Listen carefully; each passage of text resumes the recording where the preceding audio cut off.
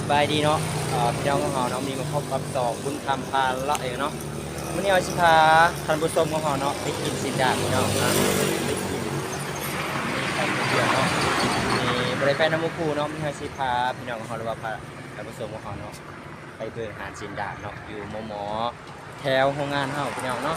มีเอาชิพาไปเบิ่งเนาะว่าอาหารเป็นยังไงพี่น้องนี่จะเป็นปลายอาหารเนาะอาหารสินดาดเนาะแล้วก็มื้อนี้เฮาสิพา FC ของเฮาเนาะพาท่านผู้ชมของเฮาไปเบิ่งเนาะอาหารสินดาดเนาะไปกินกันเนาะไปกันเนาะไปกินผู้เดียวเนาะแต่ว่าส่วนหมู่คู่เฮาก็บ่ไปนำเนาะมื้อนี้เฮาสิมากินผู้เดียวเนาะมื้อนี้นี่จักสิมันอยู่กันเนาะมันหลายเนาะอันนี้จะเป็นแจ่วเนาะจะเป็นเผ็ดแจ่วที่ของใส่พี่น้องเนาะมีเดียวอันนี้จะเป็นสินค้าเนาะนี่จะเป็นโปรตีนซีนหรือว่าอาหารทะเลพี่น้องเนาะเป็นกุ้งหรือว่าซีนูซีนอย่างกบเนาะพี่น้องแล้วก็มันนี้ห่อสินค้ามาซิมเนาะเบอร์สุดสาเป็นยังไงพี่น้องเริ่มลายเติมเนาะจานนึงเนาะแนะนำให้ไปกินหลายๆคนเนาะหรือว่าไปกิน2-3 คนเนาะกินผู้เดียวบ่ไหวเนาะเดี๋ยวเนาะต้องกินหลายๆคนเนาะมีภาษีพาเอาเนาะพี่น้องเอามาเบอร์ดอกน้ำมันบ่เห็นเลยว่านี่เนาะ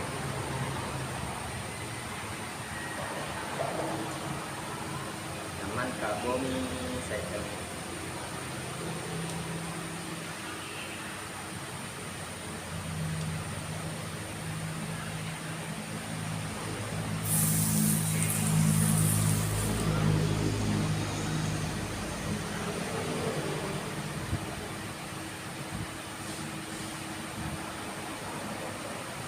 โอ้ยสิเลยแหละเนาะ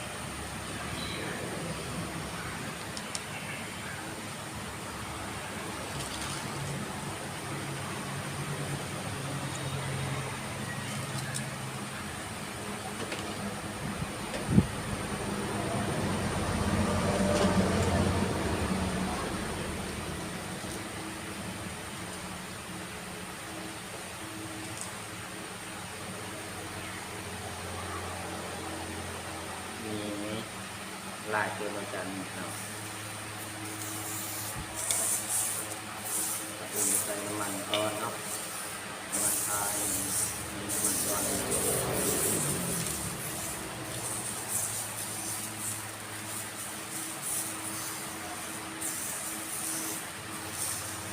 กินหมูกระทะลองใจเย็นเนาะพี่น้องเนาะลองใจหอยลายเนาะ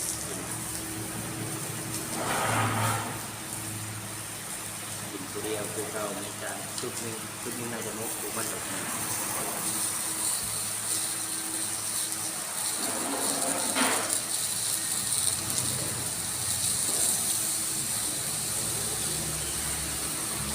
รับพี่น้องเนาะอะไรที่อยากไปกินเนาะไปกินตัวเดียวหรือว่ากิน2-3 คนเนาะอันนี้แนะนำให้กินต้องคนขึ้นไปเนาะเพราะว่ากินคนเดียวมันจะบ่หมดเนาะพี่น้องเนาะจะนี่มาถ่ายคลิปเนาะนี่จะเป็นเจียวเจียวจะซื้อมากินให้ดูเนาะ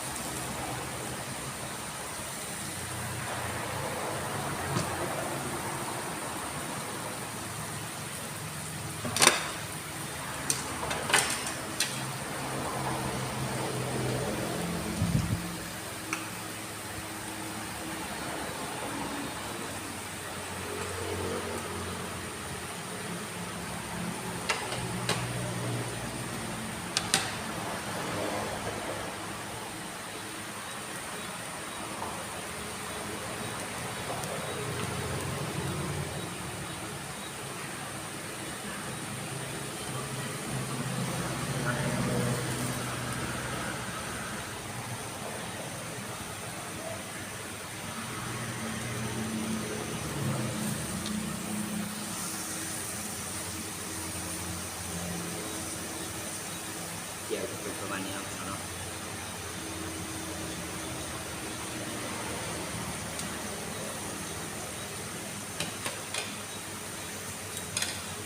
รื่องตั้งเนี่ยเวลามาวิธีของเราใครที่อยากไปกินเนาะอยากมาแนะนำเนาะห้างพวกไก่ปลาไหลเราเนาะใครที่อยากกินกินได้หรือว่าไปกินน้ำมูกูเนาะเราไปกินคนเดียว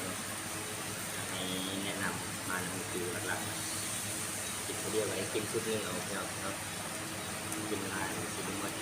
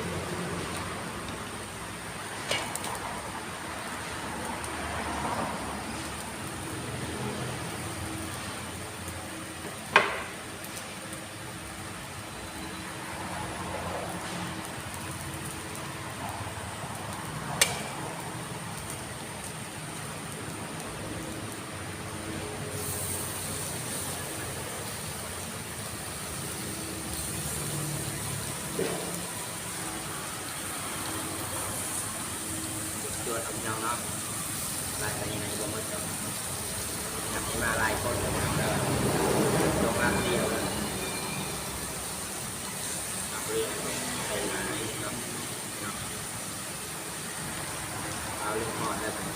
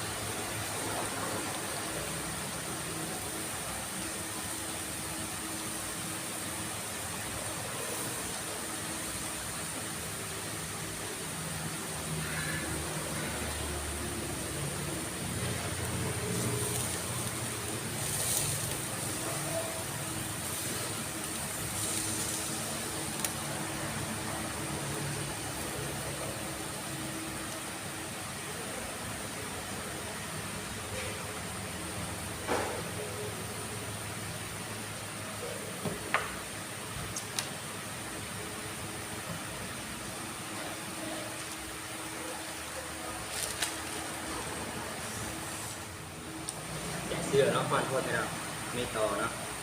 กินต่อแล้วยังสินาสินผักไปเดือนนี้เดี๋ยวเรื่องมันแล้ว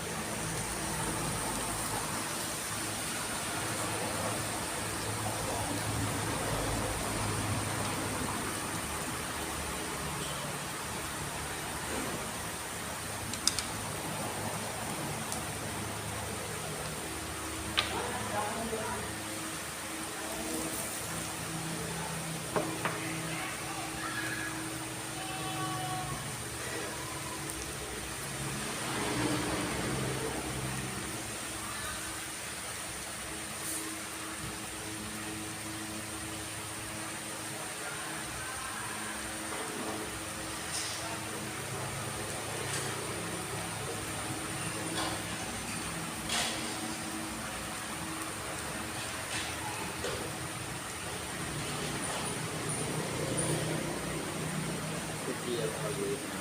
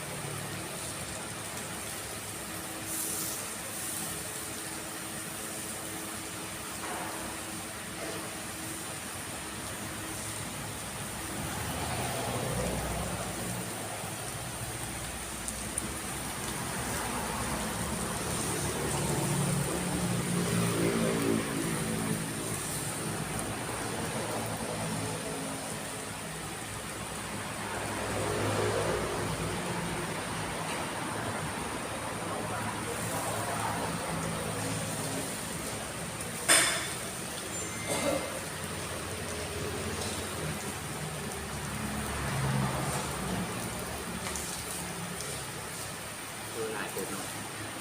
จานใหญ่จานนี้ที่เราต้องบัดนี้ลองเอาอย่างลึกอย่างหนาหลายคนเนาะเดี๋ยวจะเย็นที่สุดเลย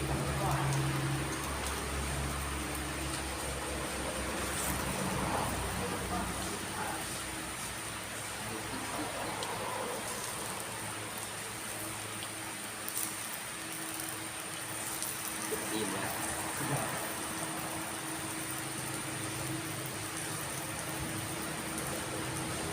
วมาตรงมันเราเลยนะ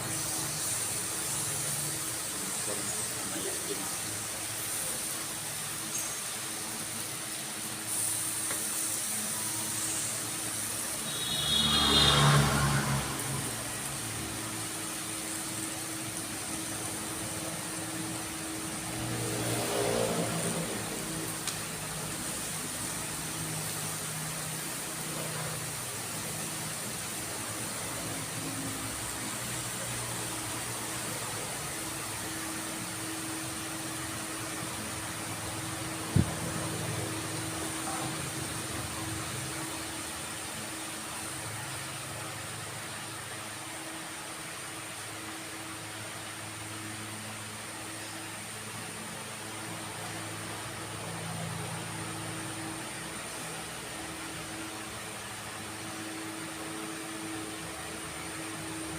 เดือดเนาะ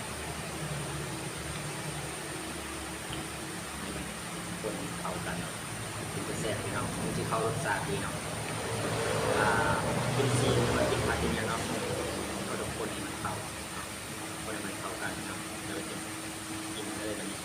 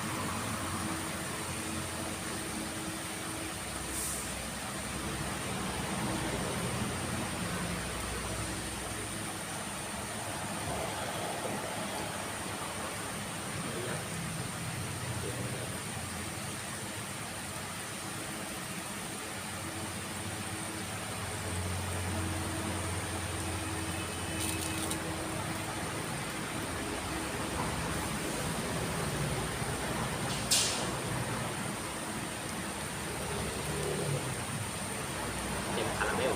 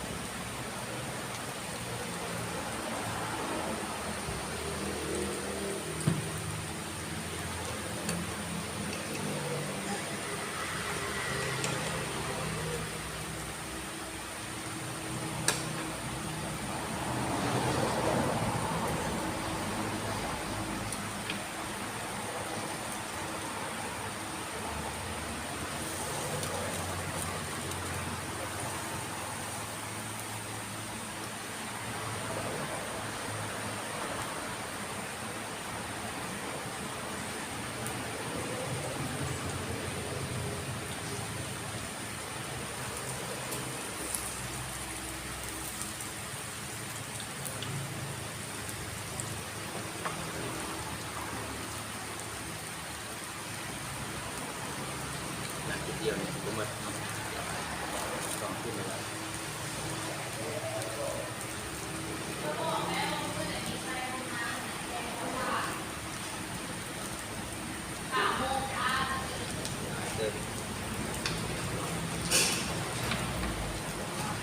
ปกติอาหารบนอื่น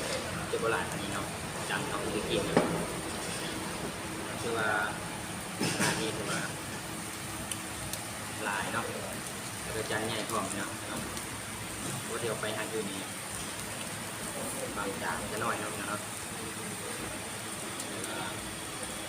กินคนเดียวเนี่ยโบไหวเนาะใครมาหลายคนใครมามูนำมูคู่ก็รู้สึกว่าอิ่มเนาะพยายามกินเมื่อทุกคนเลยตรงนี้นอนนี่แหละมันเนาะทุกคนทุกตรง หมดเดี๋ยวพี่น้องครับกินเด็ดเสมอครับ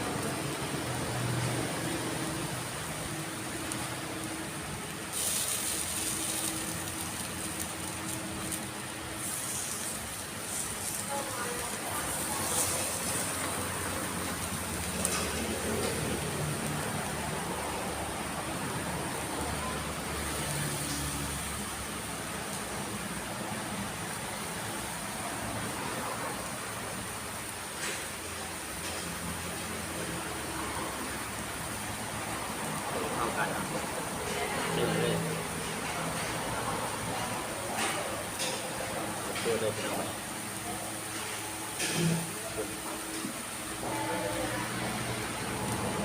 เน้นฟังดิวอ่ะ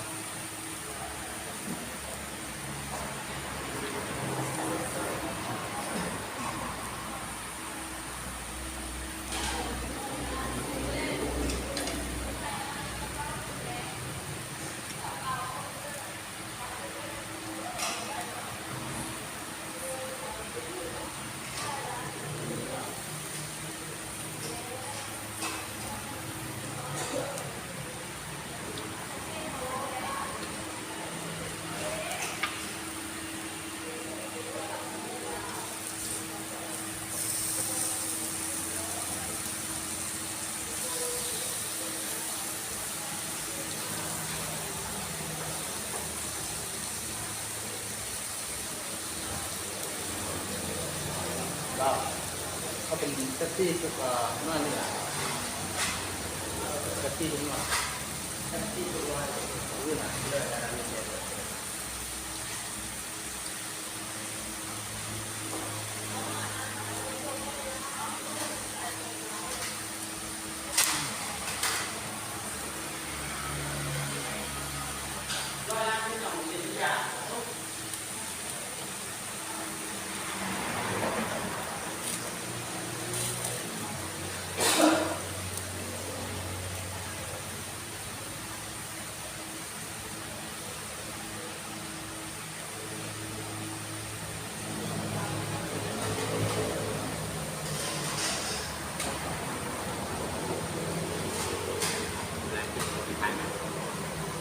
น้องเขาไปเรากินหน่อยเนาะต้องให้มันมาทำหนึ่งต้องให้มันได้หลายแล้วต้องเดียวเนาะต้องให้มันเน้นๆเลยมันจะสีเนาะเดียวเนาะกินน้อยเดียวแล้วมันจะสีเวลาไปกินน้ำพริกคือกันเนาะกินเน้นๆอยู่เลยเนาะ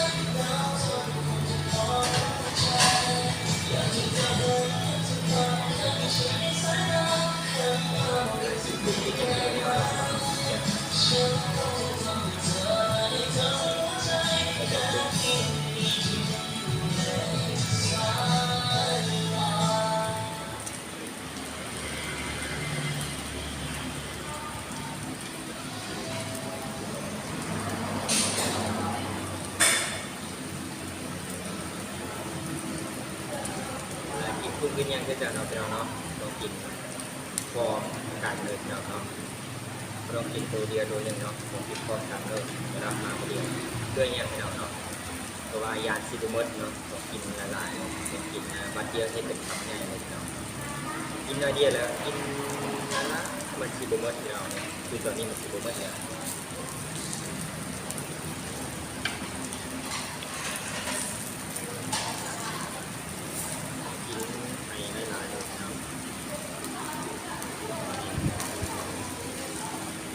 คิดว่าตาเลือก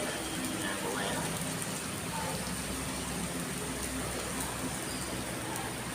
ยักษ์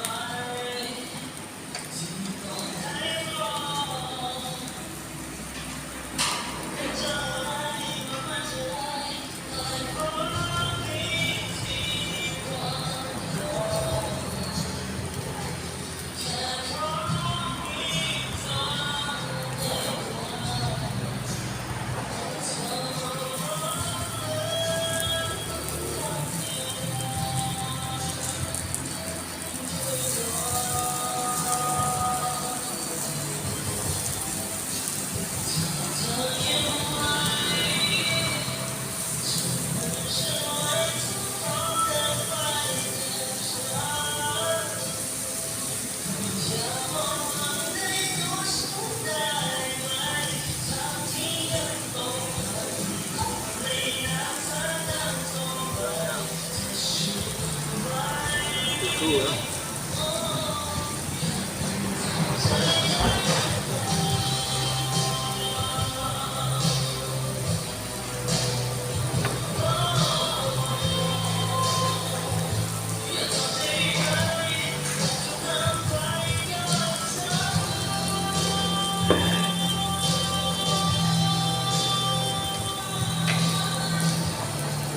กินอย่างนี้เนาะพอกินคำน้อยเนาะลาหนาคนเดียวกินคำง่ายๆเลยพี่น้อง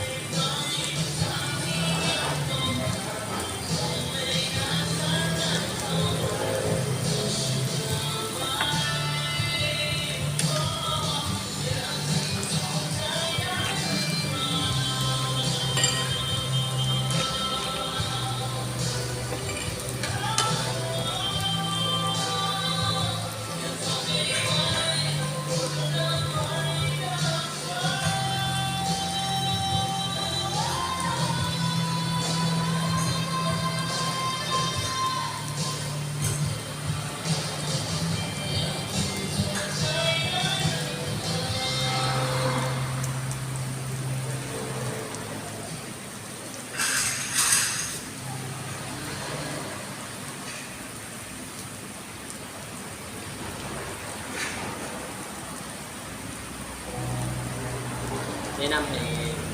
พี่น้องเนาะหรือ FC กับเขาเนาะอะไรอยากไปกินหมูกระทะเนาะหรือว่าอยากไปกินคนเดียวหรือว่า2-3 คนเนาะพี่น้องเนาะวันนี้แนะนำให้ FC ของเขาเนาะหรือว่าพี่น้องของเขาเนาะเวลาไปกินหมูกระทะหรือว่าไปกินเนี่ยเนาะอยากให้ไปน้ำมูกูเนาะเพราะว่าเขาไปคนเดียวแล้วมันบอกว่าคือตอนนี้เนาะอันนี้ก็เริ่มอิ่มแล้วพี่น้องเนาะเริ่มอิ่มกินแล้วเริ่มกินบ่ไหวแล้วแดกเอาไปอยากที่จะกินในเมื่อเนาะเอาไปกินแล้วเขาต้องกินในเมื่อพี่น้องเนาะเพราะว่าเขาสั่งแล้วแล้วก็ต้องเรียนกินเนาะอยากให้ซีเขาไป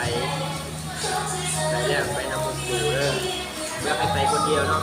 ต้องไปนำมือถือของเจ้านี่ก็มีเบิร์ดเนาะสำหรับในที่ไปคนเดียวเนาะย่างเดียวบอกเนาะเพราะว่ากินหมูจะแนะนำให้ไป2 คนเนาะมีเรือบัวไว้เดี๋ยวนะเด็กกินบัวไว้แหละไปยางเนาะ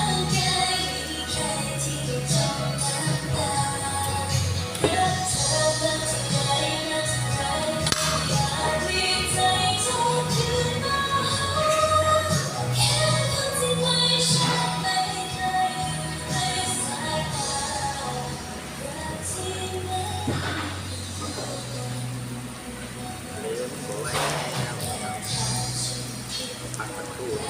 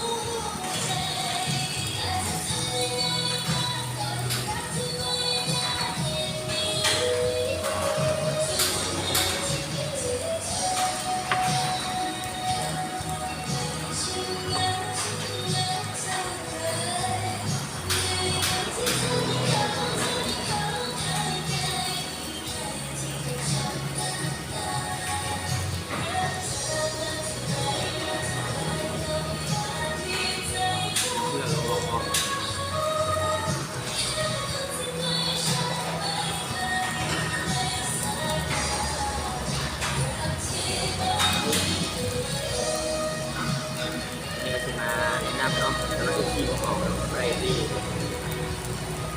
กินหมูกระทะแล้วไปกินอาหารเป็นต่างๆเนาะ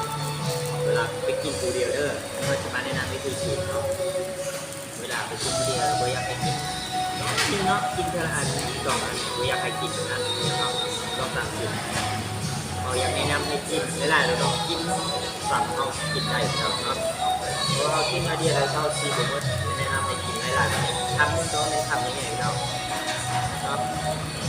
เวลามาเดียวตรงเน้นๆเราเนาะก็ต้องเอาน้อยเอาหลายกินเนาะหัวเข่าก็ต้องเข่าเนาะเพราะว่าทุกทีมันต้องยัดเข่าเนาะทุกทีเขากินหัวเข่าตรงนั้นครับยัดเข่า3 นาทีก็มากินเนาะในการนี้ก็เริ่มกินเริ่มแล้วเนาะอย่างไรต้องให้เบิดเนาะจุดหนึ่งนะทุกคนจะต้องในเบิดเนาะเน้นรถนะ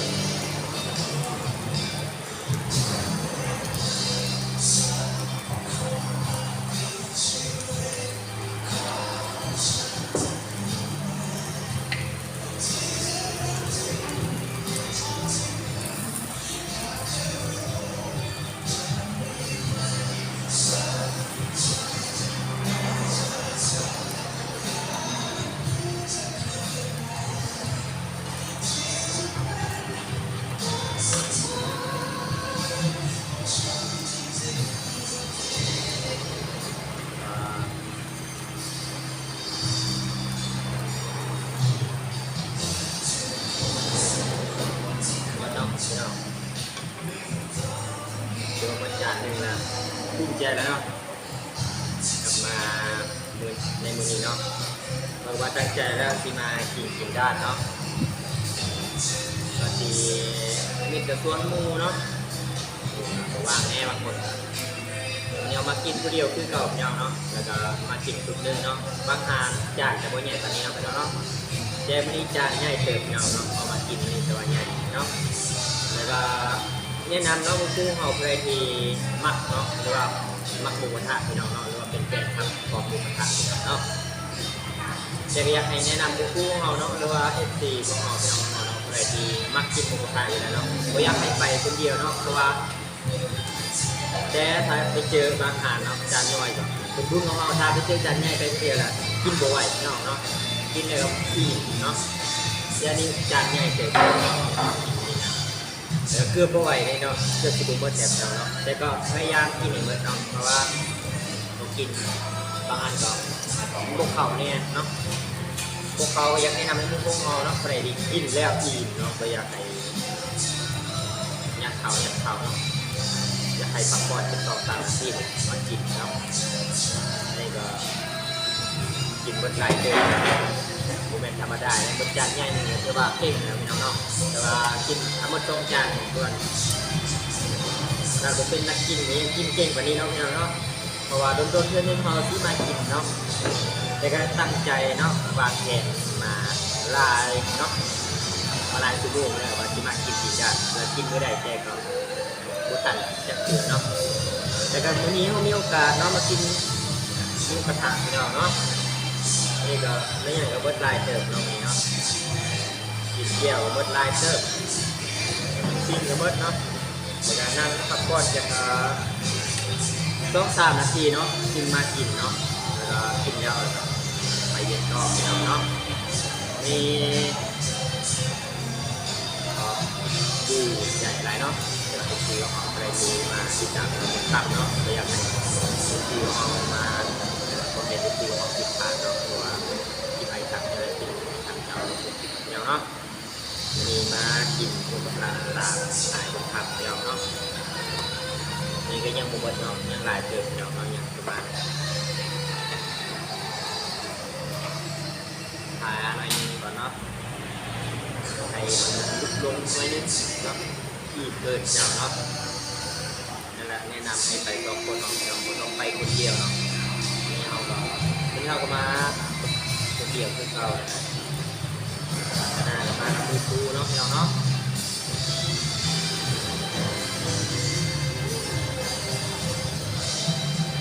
การกินของมาสไตล์ไทยบอกของเนาะบุคือคนอื่นเนาะพี่น้องเนาะใครขับเวลาไปกินคนเดียวต้องกินเงินหนึ่งเนาะพี่น้องเนาะกินคำใหญ่เลยเรากินคำน้อยเนาะกินคำน้อยหรือคือบุเบิร์ตเนาะถ้าบุเบิร์ตแล้วก็มีปัญหาแน่นอนพี่น้องเนาะถ้าบุเบิร์ตนะฉะนั้นต้องกินให้เบิร์ตสั่งแล้วต้องกินให้เบิร์ตพร้อมพี่น้องเนาะถ้าบุเบิร์ตแล้วเขาเสียดายแล้วนะครับที่เขาจะสู้ต่อไปเนาะเราต้องกินให้เบิร์ตสั่งแล้วต้องกินให้เบิร์ตพี่น้องเนาะเป็นจานใหญ่เพราะเป็นจานน้อยเนาะที่เขาไปทานอื่นในจานจะน้อยแต่นี่จานหลายเดือนเนาะก็วันนี้อิ่มเนาะอิ่มแห้งแล้วเนาะจะแท้ก็เพราะว่าไล่ๆคนมากินหมูกระทะอะไรจะอ้วนเนาะพี่น้องเนาะอันนี้ก็รู้ว่ามันก็แล้วแต่สุขภาพบางคนเนาะบางคนกินคือมันก็ตุยเนาะบางคนกินบนที่มันก็จ่อยเหมือนกันเนาะพี่น้องเนาะอันนี้ก็เป็นคนจ่อยอยู่แล้วเนาะกินมันก็แต่บุตุยเนาะแต่ก็อยากตุยแต่มันก็ยังจ่อยคือเก่าพี่น้องเนาะน้ำหนักขึ้นไรก็ขึ้นแน่ลงแน่เนาะตรงนี้ก็แต่ก็ภูมิใจในตัวเองเนาะที่มันก็เป็นจ่อยบันไดเนาะมันก็โอเคแล้วตัวเขาแต่อันนี้ก็ที่จะได้มันมีมากินหมูกระทะได้ยังคนนั้นเบิดเนาะยังเต็มจานเนาะกินบ่ไหวเลยเนาะเต็มจานแต่ว่าห่างวันนี้แต่ว่าขับปั่นแต่ว่าเล่นเนาะว่าอยากไปกินหมูกระทะไปชวนมูทูได้ผู้เดียวกับยานบ่หมดแต่เวลาเอาไปแล้วก็ต้องเบิดเนาะกินให้เบิดเนาะทำบ่เบิดเลยก็โอเคเนาะทำบ่เบิดเนาะพี่น้องเนาะเวลามาผู้เดียวแล้วต้องให้เบิดชอบพี่น้องเนาะคิดไปว่า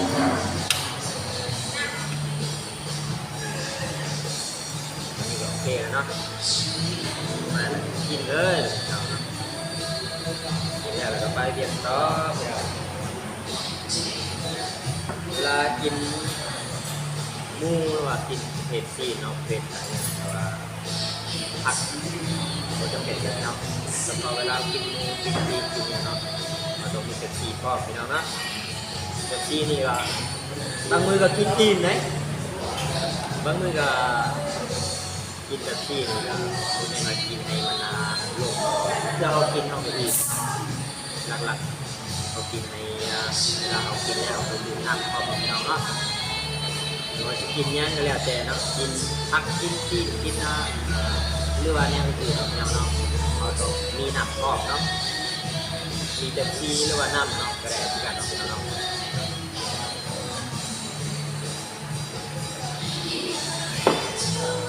ต่อเนาะวันนี้เนาะตัวเดินไปลงเนาะอยากกินหมูกระทะต้องกินแบบนี้เนาะเรากินน้อยเดียวเนาะมาน้ำมูกคูต้องกินน้อยเดียวเอามาผู้เดียวต้องกินหลายๆเนาะต้องกินคำใหญ่เลยเนาะเยี่ยสิบุหมดเดี๋ยวก็มีปัญหาเดี๋ยวนะก็จะพามากินแบบสไตล์ไทยคำเนาะ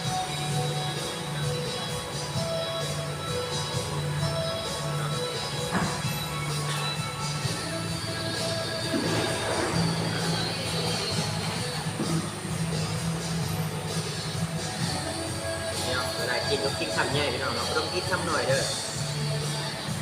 เดี๋ยวกินแบบเอาลงเนาะ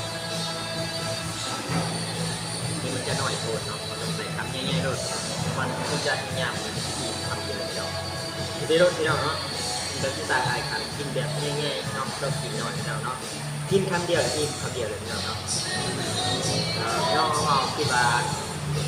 ไอ้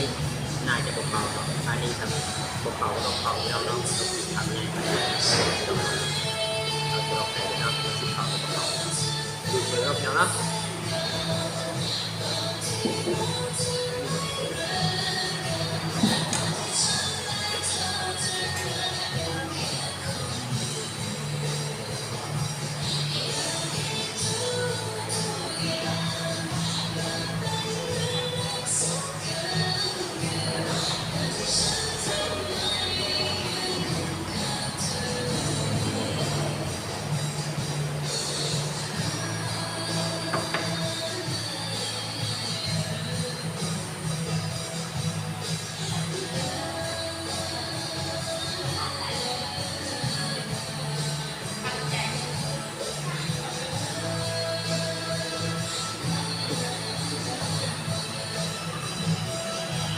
เก็บรับเป็นเขา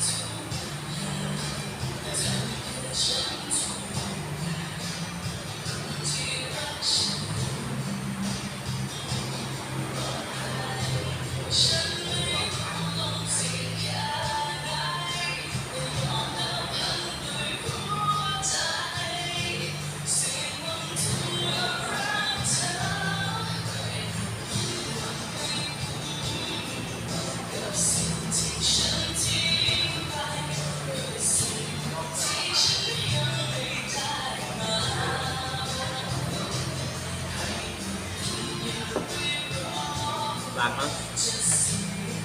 ฝากพี่น้องของเราเนาะไอซีของเราเนาะฝากเขาติดตามเนาะติดตามส่องบนผ่านพาเลาะเนาะแล้วก็ติดตามทางเฟซบุ๊กเนาะไอทำเนาะหรือว่าคุณทำตัวเด่นเนาะ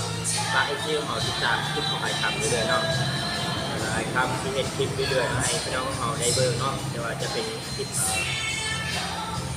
ไอรีเนาะเป็นเที่ยวเนาะบางทีเห็นคลิปทุกคลิปเนาะแล้วก็ไอซีของเราติดตามเนาะติดตามตัวของเรากดกระดิ่งเนาะเพราะว่าในที่ของเราเบิ่งภูเขาเลยเนาะเนาะ